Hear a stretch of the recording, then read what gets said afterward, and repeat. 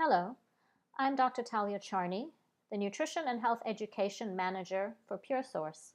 Today, I will be doing a training on bone building, reducing osteopenia and osteoporosis risk. The information presented here is intended as scientific background information only and not intended to diagnose as medical advice, prescription, or a specific recommendation. Remember to always check the risk information on each supplement. Maintaining healthy bones is a process of what is called bone remodeling. There are cells called osteoclasts that break down old brittle bone, releasing minerals, and cells called osteoblasts that create new bone, depositing minerals. This process of bone remodeling changes as we age. So for younger people, children and adolescents, the bone formation is greater than the reabsorption because they're in a stage where they are growing. Early middle age, adulthood, at that time the processes are relatively equal. But what becomes problematic is for aging adults, and especially those who are postmenopausal, at this point, bone breakdown takes over and is more than formation of bone.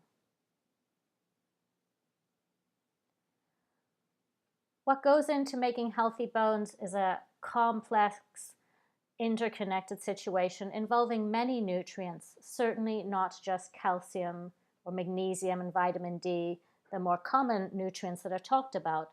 So important minerals include calcium, magnesium, D, vitamin K, phosphorus, a number of trace minerals, vitamin C, vitamin B1, and glucosamine sulfate.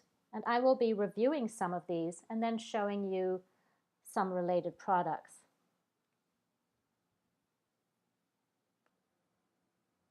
Calcium, of course, is a very important macronutrient in our body, required for vascular contraction and dilation, muscle function, nerve transmission, and so on. So definitely not only for our bone health. Because of its importance, serum calcium is tightly regulated. So it's not a great measurement of whether our calcium is sufficient or not. It rarely fluctuates. There's three main regulators of serum calcium, and those are parathyroid hormone, vitamin D, and calcitonin. Of course, there's different types of calcium that you will see on the market.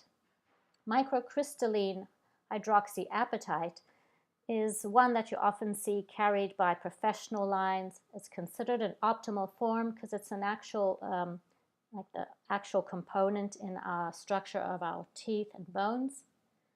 In a supplement form, it's highly absorbable. It does, however, require hydrochloric acid for optimal digestion. Then you have other forms which are chelated forms, like a bisglycinate, citrate, malate.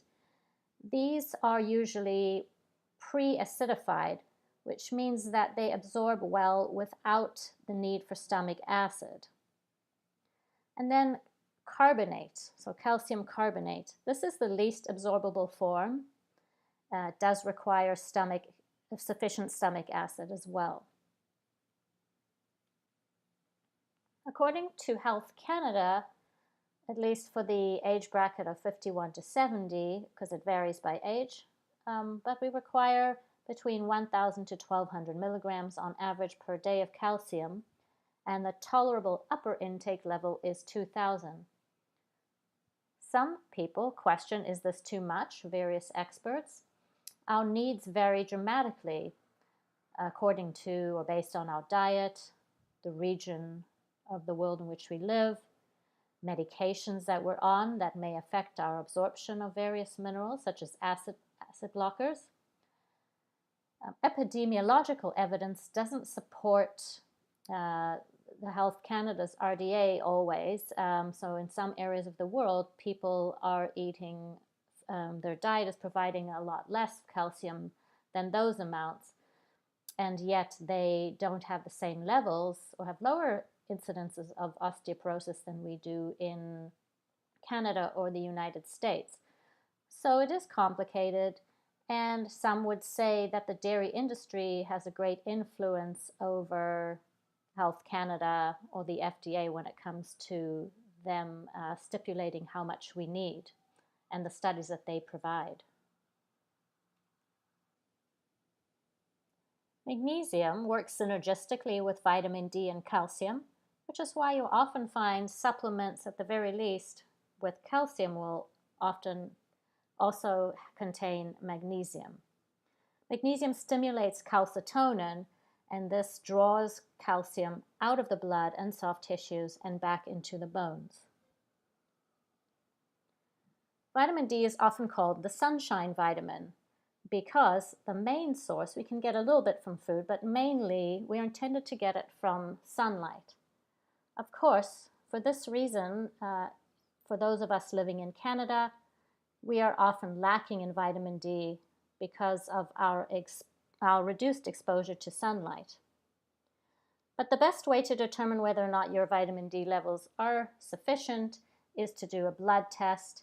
The blood test usually will test 25 hydroxyl D levels, and the units in Canada will be in nanomoles per liter. If you're buying calcium, there's essentially two types that exist, a vitamin D3 and vitamin D2. Vitamin D3 can come from or be sourced from sheep's wool as lanolin, or a vegan source from lichen. Vitamin D2, on the other hand, can either be synthetically made or be sourced from a mushroom. For the most part, people are told that vitamin D3 is a better form because we absorb it better and store it better. But there are more recent opinions that say that this assumption was based on poor testing abilities, and that was the limitation, and that there really is not a significant difference between the two.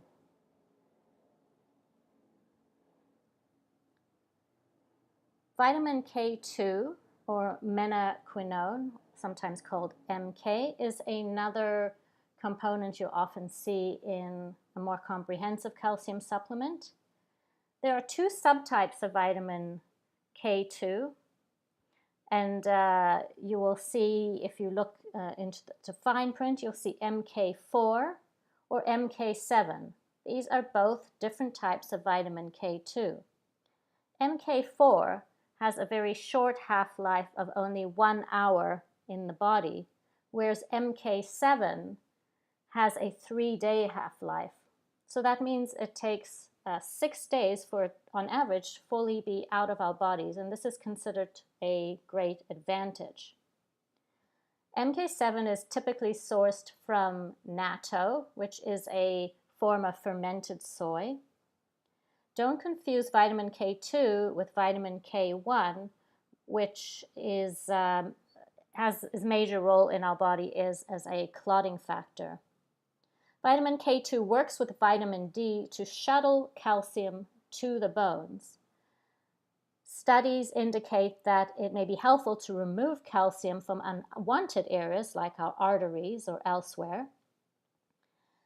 And it is believed that there may be widespread deficiencies, although it's not usually tested, because of factory farming practices.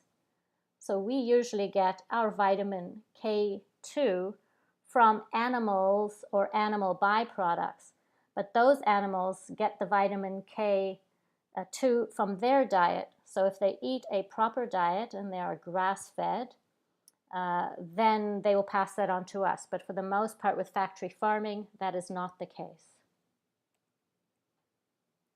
Phosphorus is another important nutrient. Calcium needs phosphorus.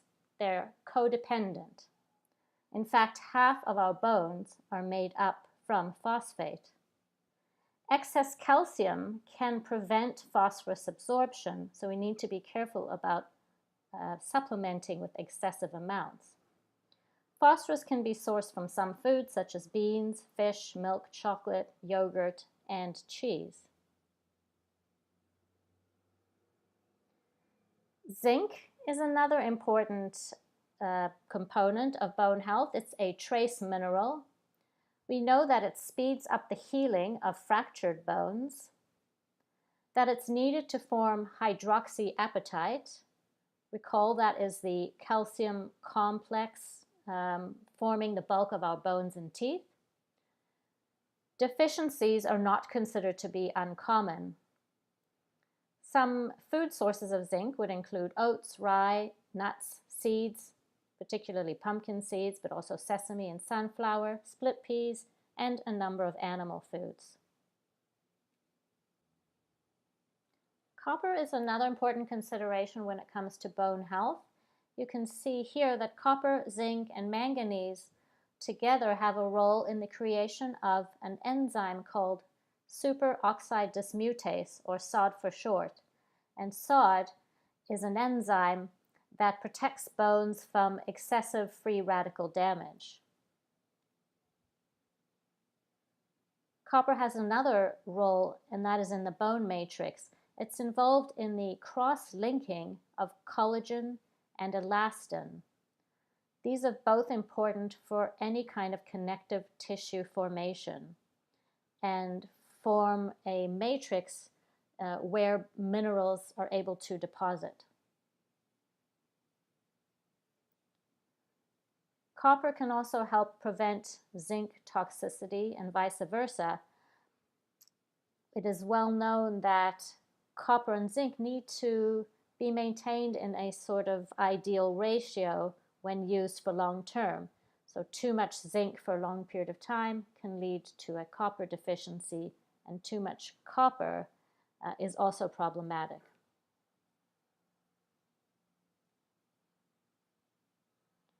Manganese I've already mentioned. You can see here again, copper, zinc, and manganese. These are all trace minerals. We only need very small amounts, and yet they're still important. All of these result in the formation of that superoxide dismutase. But the particular role of manganese was based on a theory from a 2005 discovery of giant deer antlers in Spain. And it was thought that the antlers grew so big because of their high amounts of manganese, which acts sort of as a glue that helps calcium stick to the bones. Boron is also necessary. We don't fully understand how it works, but animal studies suggest that it supports bone strength and structure. It seems to reduce our urinary loss of calcium and magnesium. Vitamin C is also important.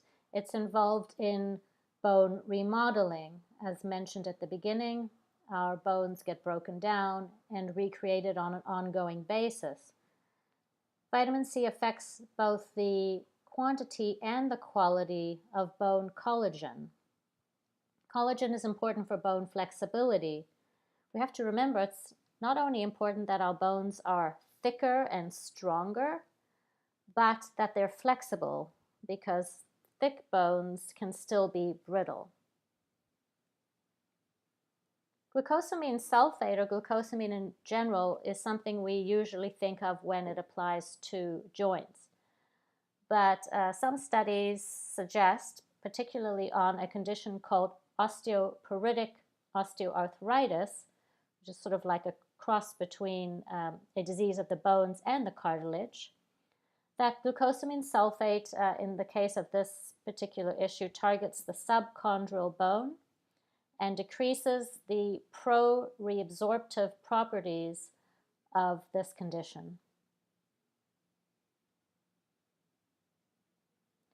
Horsetail herb is a natural source of silica or silicon, and silicon is beneficial to both bone and connective tissue. It's important for the synthesis and the stabilization of collagen, and it's actually the most abundant protein in our bone matrix. The importance of silica is thought to be mainly providing flexibility to our bones.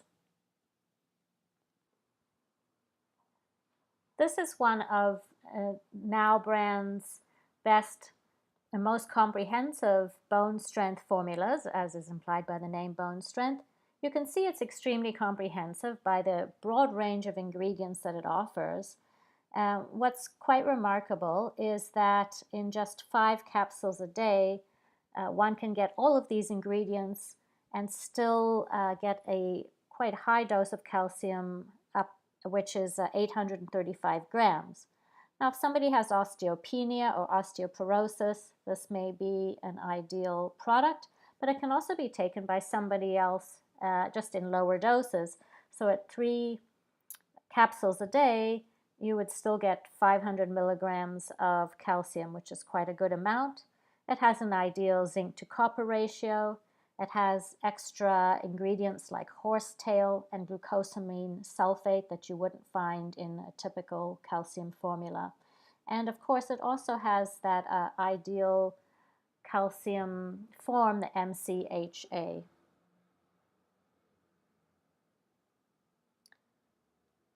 Now we have a simpler formula, CalMag DK. So this is a basic formula for the maintenance of healthy bones and prevention of osteopenia or osteoporosis. Although it has vitamin D in here, this is not sufficient, so additional vitamin D3 would be necessary in most cases. The dose here is quite a broad range, so the suggested dose is between 1 and 6 daily, and that's because everybody's needs are different and can be determined by a professional. At the full dose, which would be 6 a day, the calcium amount provided would be almost just under 800 milligrams and the magnesium around 400 milligrams.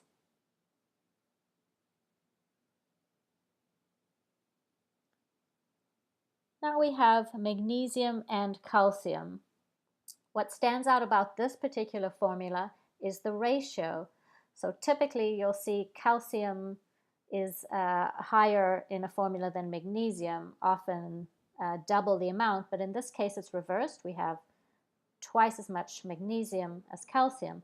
So this can act both as a bone formula, but also be applicable to people who may have extra magnesium needs. That could be for help with sleep, somebody experiencing muscle cramps, anxiety, hypertension, and other things where extra magnesium could be indicated. So the dose for this is 1 a day. And again, a great formula for someone who's maybe taking magnesium already and needs a calcium formula, and they can just use this instead of taking the 2 supplements. Another alternative to the typical calcium supplement is a very natural source called red mineral algae, and this is a trademark product that we have called Aquamin. And it provides naturally calcium and magnesium and vitamin D. In addition to that, Aquamin contains a unique trace mineral profile, so gained from this marine source. So along with that calcium magnesium, there are approximately 72 trace minerals. And these trace minerals may also contribute to what shows in the studies. Here I've indicated there's a rat study showing that Aquamin prevents progressive bone mineral loss, and then a human double-blind crossover pilot trial on Aquamin that showed that it may demonstrate greater influence over markers of calcium metabolism than calcium carbonate or placebo.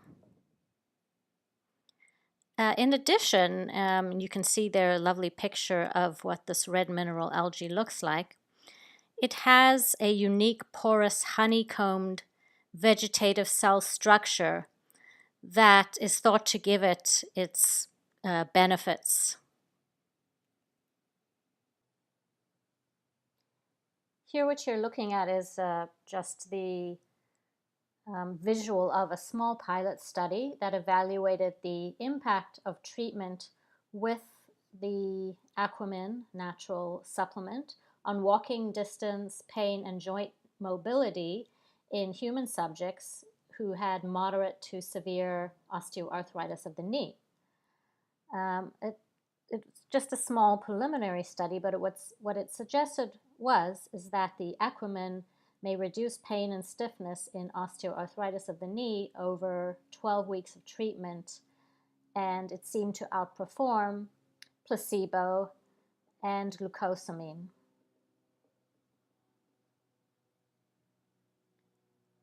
Now you're looking at a supplement with a boron, calcium, and vitamin D. So it's a boron complex. And this may be indicated for somebody whose practitioner decides, for whatever reason, that they require extra boron, and this is part of their needs for a osteoporosis or osteopenia situation, but rather than just getting boron alone, they can get it in a complex that also contains the calcium and vitamin D. We have boron as a standalone supplement as well. One important thing to point out that is in the warnings or cautions is to consult a healthcare practitioner prior to use if you are pregnant and breastfeeding, and if you've been diagnosed with an estrogen-dependent cancer, or if you have kidney disorder. So boron is thought maybe to have an estrogenic effect. Now here is a vitamin D3 and K2 combination. So because a lot of calcium supplements, even though they're comprehensive, a lot of them won't contain enough vitamin D in order to get somebody to optimal levels based on their blood tests.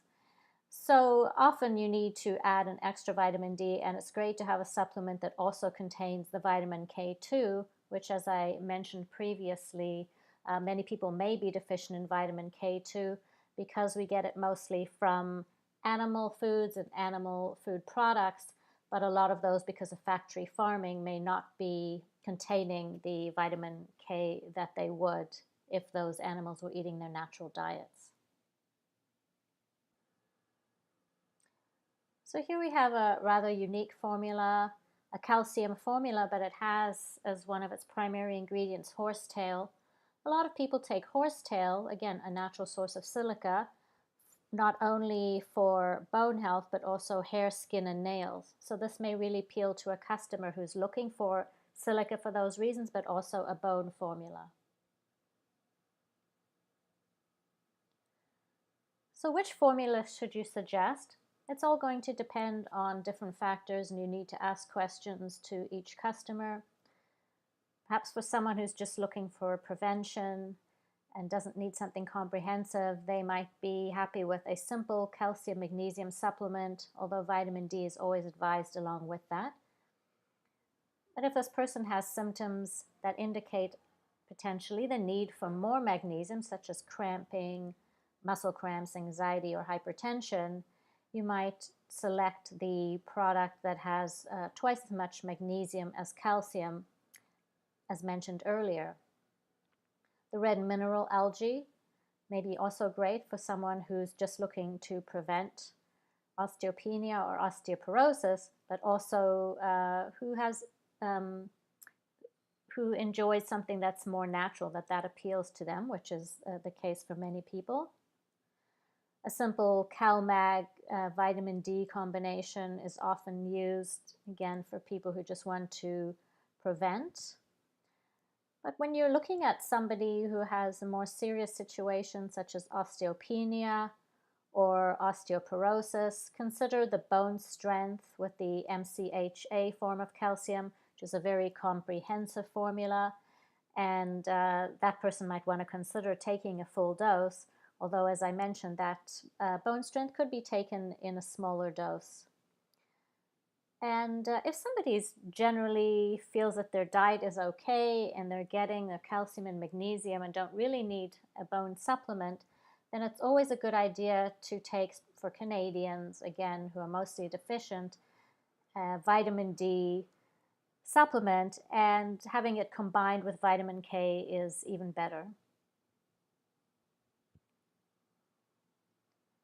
So in addition to just taking supplements, we also have to consider, well, why do we get osteoporosis, and try to address some of the root causes or lifestyle factors. Of course, diet plays an important part because that is where we will get most of the minerals and vitamins we need, except of course our vitamin D from the sun. Inactivity is a large problem these days. The bones need to be stressed in order to be triggered to regenerate. And that's why weight-bearing activity is often encouraged for prevention-wise. We need to consider hormones, estrogen deficiency, or the natural reduction in estrogen that occurs once a woman enters menopause is going to then affect their bone turnover. Heavy metals can have effect on healthy bone, lead, cadmium, and cobalt. And of course, there's genetic predisposition to keep in mind as well. When looking at diet, if I were to make a sweeping generalization, I would say that a primarily whole foods vegetarian diet would benefit most people, but of course we are all different. It is often thought that osteoporosis, in one way, or one of the things that may contribute to it, is an overly acidic situation in the body, which can be caused by consuming excessive amounts of acidic foods. This isn't entirely proven, and there isn't 100% agreement on this. The body does have ways of adjusting its own pH, but it's not a good idea to eat excessive amounts of acidic foods, which often come in a processed form. Having a lot of flour products, dairy, processed foods like aspartame, Coke, white rice, these are very processed and have a lot of chemicals. So having a balanced diet, having a sensible whole foods vegetarian diet, will typically put you in a situation where your diet will naturally not be excessively acidic. I often like to recommend a bone mineral tea blend for people who are really interested less in taking pills, or want something that feels more natural. Now you'll notice here that in the tea I include horsetail.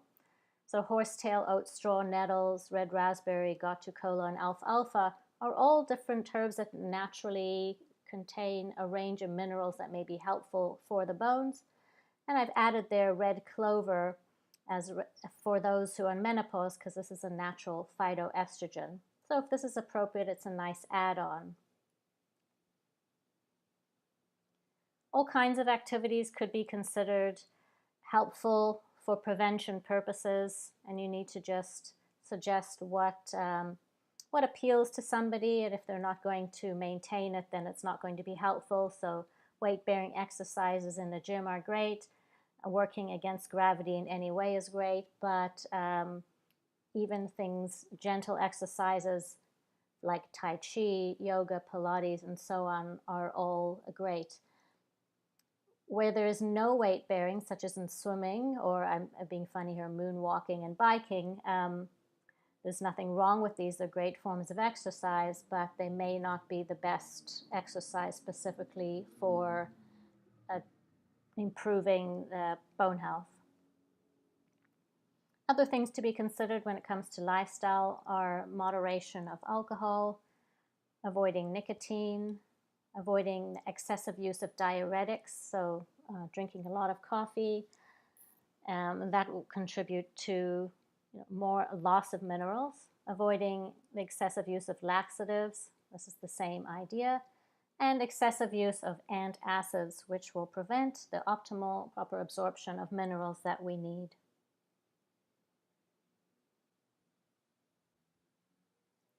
Another supplement to consider, particularly for women who have accelerated bone loss around perimenopause or menopause related to a drop in estrogen, and they are diagnosed with an estrogen deficiency, they can get some support from natural plant estrogens or phytoestrogens. Now, one could get it from the diet. Soy is a well-known source of phytoestrogens, but it's certainly not the only one. And if the soy is organic and fermented, such as natto and tempeh, all the better. But not everybody is willing to eat those foods, so another option is soy protein isolate, which offers the natural source 42 milligrams of isoflavones per serving. I hope you found that helpful. Thank you for listening.